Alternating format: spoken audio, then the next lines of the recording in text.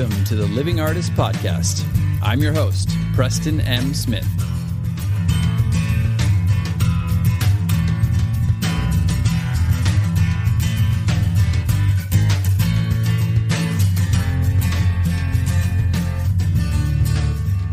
Hey, everybody. Welcome to the Living Artist Podcast. I'm Preston M. Smith, at PMS Artwork everywhere on internet land and socials. I want to thank you for landing on this podcast. Whether you're a professional artist, just getting started in the art world, a collector of art, or just consider yourself a creative person, this podcast has something for you. I like to think of it as a fun way to rant and talk to other creative people about living the life of an artist, surviving and getting ahead in the art world, and enjoying your life. But most importantly, not waiting until you're dead to make it happen. All right, let's get started.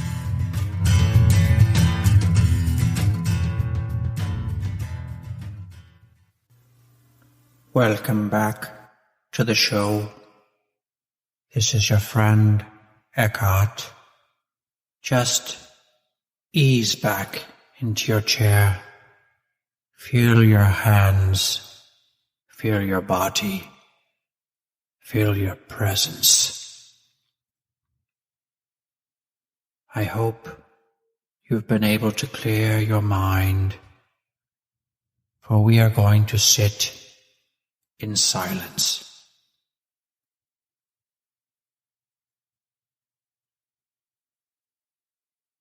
What is this? Is this some kind of a joke? I spend all this money to come here and listen to this man speak, and he doesn't speak. He's just sitting there. Ah, but sitting there is sometimes the answer. The answer. That was a little creepy. My voice, I turned into a serial killer for a second. I had to bring our old friend Eckhart Tolle back for that part because we're going to talk about presence. We got to do it. I know I've mentioned it before. I know we've done the Breathe episode, but especially with all of the shit that's going on in the world right now, is there anything more important than presence and stillness? I don't think so. It's through presence and stillness that you're able to be clear-headed, be able to make good decisions, good solid decisions, both in life and in your art and in whatever you're trying to navigate, the art world, trying to get your stuff out there. If you're letting your emotions run rampant and take over, then that's only going to lead you down a bad path. So presence is so important. So we're going to talk about presence a little bit today, quickly. It's the end of the week. I've been recording these, seems like recently at the end of the week on Friday afternoons. And, you know, nothing's premeditated here. Nothing hardly ever is. I'm just sitting down, and wouldn't that be weird if I did a show about presence and I had written it all out beforehand? That's not very present, Preston. Present, Preston. Say that 10 times. But yeah, I just wanted to talk about presence for a little bit and how we can use it in our lives, how we can use it in our art. This is not going to be a long show, but more of just a show to provoke some thought, to think about how you can use it more in your life. The best gift you can give to a loved one, to, let's say, your spouse, to a friend, is your presence, your listening. How often have you actually been around somebody who really listens to you? Somebody who actually sits down, engages with you, looks you in the eyes, and listens. And they're in the present moment. They're not waiting for their time to speak next, which is, let's face it, what most people are doing, especially most people in certain regions of the world, if you get my meaning. Well, anyway, I'm in Los Angeles, in Hollywood. There's a lot of that. People glancing around, looking for somebody important to talk to or somebody more important to talk to. But you know what? You could just be talking to Spielberg in the scruff and in the hat. Pre-Spielberg, you could have just blown your chance looking around for somebody more important to talk to, when if you just given your presence and you sat there and you listened, you could be in that fucking movie. You could be in the fucking movie. Okay, back to presence. Calm down. Take it down a notch. So, yeah, there's a saying that my best friend said to me one time, and that is kind of poignant. It stuck with me. And that is, if you have 1 foot in the past and 1 foot in the future, then you're pissing on the present. Excuse the imagery there, but I think that's really true. It's dead on. I think a lot of our problems come from either worrying about the future or having guilt about the past or projecting yourself too much into the future, what you want, what you're longing for, where you want to be. That is the biggest source of unhappiness, right? The paradox here is that you got to have goals, right? Or you don't have to, but most people do have goals. And you want to be striving to accomplish some stuff. That's all fine. I'm not saying you can't do that. But if you do that in a state of presence, you're going to be acting so much more efficiently, effectively. It's going to be rooted in something, and it's going to be more conscious, and you're probably going to get better results from it. I know it's kind of ironic. It's almost like people feel like they have to really be efforting and struggling so much to get these things done. But really, you're kind of getting in your own way when you do that. If you take a deep breath and think about it and step back and look at the problem from a state of presence, you're going to come up with a much better decision. And that's why they always tell you, oh, you got a big decision? Why don't you sleep on it, right? I always used to laugh at that, like, sleep on it. I don't need to sleep on it. I'm going to make the decision now. I want it now. But the older I've gotten, the more I've realized the power in that, because you have some time to really digest it and absorb what's going on. I don't know how many times I've actually completely changed my mind the next day. And this has happened on both sides of the coin, which is like one time I pushed the thing and then I made the decision hastily, and it's ended up being the wrong decision, or it's ended up being maybe not the best decision. And the next day I'm like, why did I do that? Why didn't I just think about it for a while? And then the opposite, where I've actually been wanting to act quickly, but I've taken my time and I've breathed through it and I've slept on it. And the next day I have made the right decision and I feel comfortable with that. So there is definitely some power to that statement as well. Now, I'm not going to be just talking about aphorisms and statements this whole podcast, but I thought those were pretty powerful and they just kind of came to me. So I thought I'd share them with you. But you might be sitting there going like, hey, Preston, that's all fine and good, but what does this have to do with art? Well, I'll tell you, everything and nothing. No, it does. I mean, presence has to do with everything.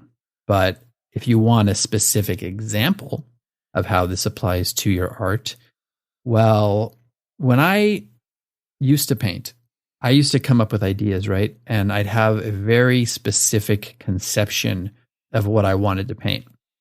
Maybe this was back in the time where I was doing more pop surrealism or whatever, and I was trying to make a statement with what I was saying, and maybe something political or whatever, something heady that I wanted somebody to get out of the painting. If I stuck to that too much, if I stuck to my guns too much, and I pushed that while I was working, and I was overthinking it, and let's say it wasn't working for whatever reason, but I kept pushing it and I was stubborn and I decided, no, this is going to happen. This is what I'm going to achieve. A lot of times that kind of over-efforting shows and I ended up screwing up the painting. Now, that doesn't always happen. I mean, I think as you get better with art, I think part of your mastery of your craft is that you're able to actually get closer to projecting onto the canvas what you initially thought in your mind. And I've definitely gotten more to that point. And I think that's very exciting. But at the same time, I think it's kind of a combination of both. Like, yes, I develop ideas for paintings, of course. I'm not saying don't have any ideas going into it. Of course you have ideas going into it. But what I do now is I have an idea going into a painting, and then I'm present enough that if something comes up in the moment and alters what I was originally thinking, or let's say something's not working, and in the past I would have just scrapped the painting and be like, this is not working, on to the next. Now I have the presence of mind and the stillness to be able to go, okay, so what's happening here? Where is this actually taking me? And then I listen to that. I listen to my gut. And a lot of times I've come up with some of my best paintings, like just listening in that state of presence and going, oh, this is not at all. This painting isn't this. This painting isn't of a goat. No, I'm just kidding. But this painting isn't what I was preconceiving, but that preconception actually got me to that end goal because I started that way. And then I had the presence of mind to let it evolve and adapt and become something else. And that shows. I think you become almost like a conduit. In the present moment, something's like flowing through you. And a lot of times I'll paint for hours and then afterwards I'm kind of like, oh, I don't even remember doing this. I'm not saying I was taken over by a spirit or whatever, but yeah, you definitely get into a flow state when you're present, and when you allow some stillness into your life. And that's powerful. And I think if you cultivate that a little bit, you'll see your work grow. Now, it's a combination, right? It's not like give a brush to somebody who's never painted before, get present and create a masterpiece. Look, you might get lucky and you might do that, but you still have to hone those skills, right? It has to be a combination of developing skills, honing your craft, and this idea of like this spiritual practice kind of meeting it head on, a balance of both skill and stillness and presence. And that's where it comes from. I think that is when you're really firing on all cylinders. It's like they say, success is when luck and preparation meet, right? Well, maybe real skill is where time and honing of the skill and presence meet. I think that might be what it is. That's it. I don't have to do any more podcast episodes. We've figured it all out here. But anyway, this is some food for thought. I know I always say heading off to the weekend. You're probably listening to this on a Tuesday or Wednesday, but maybe you can project yourself into the weekend. But just some food for thought to think about and to, maybe start to apply to your art practice a little bit. You might be going, great, but how do I get better at this? How do I cultivate this? Well, I was doing an Eckhart Tolle impersonation at the beginning of the episode, and he's a good place to start. Find him on YouTube, buy any of his books, The Power of Now. One of my favorites is A New Earth. That's great. It's not for everybody, but it's a great window. Find whoever, speaks to you, whatever resonates. Maybe it's just meditation. Maybe it's a meditation app. Maybe it's Calm or Headspace or whatever gets you there, right? But it's a muscle like anything else. I used to be a go, go, go person fed by anxiety and caffeine. And, it wasn't always conducive to me being a happy person or the kind of productive person that I wanted to be. I found that when I started to kind of ease back into a state of stillness and a state of presence, while having those other things still in play, like goals and the yearning to get ahead or to get somewhere with my art, once I kind of balance those two out is when things kind of seem to lock into place.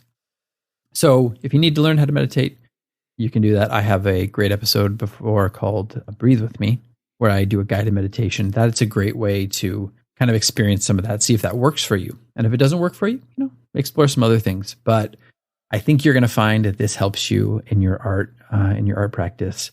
I know I just interviewed Theodosia Marchant, and I was surprised to hear she doesn't paint with music. She paints with silence. And I was like, yeah, I get that.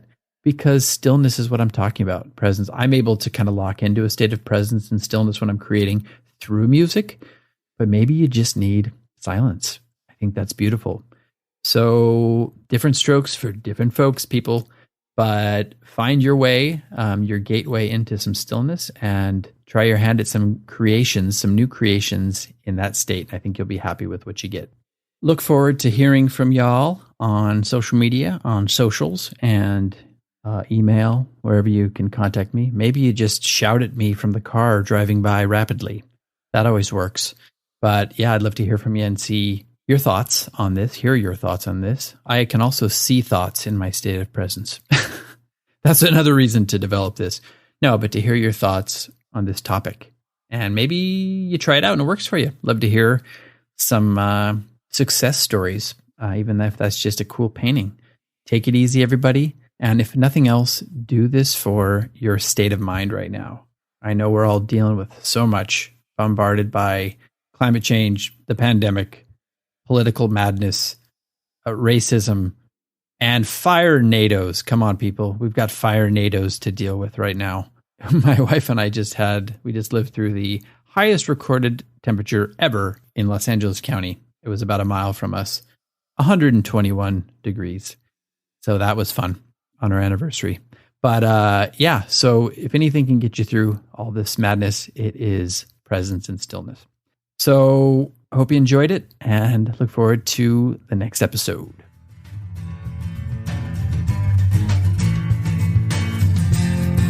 This has been the Living Artist Podcast. Thank you so much for listening. I just want you to know that I appreciate you being here, and I'm grateful to be in your ears. Your art and creative life on this planet is meaningful, so thank you for sharing it with me. If you like this podcast, whatever platform you're listening to it on, please subscribe and share it with your friends. You can also leave me a positive review to show your support. This helps me to reach more people with the algorithmic magic and keep the show going strong. If you want to see more of what I do and check out the art that I create, you can visit my website at www.pmsartwork.com or follow me on social media everywhere at PMS Artwork. That's it for now. See you back here next time.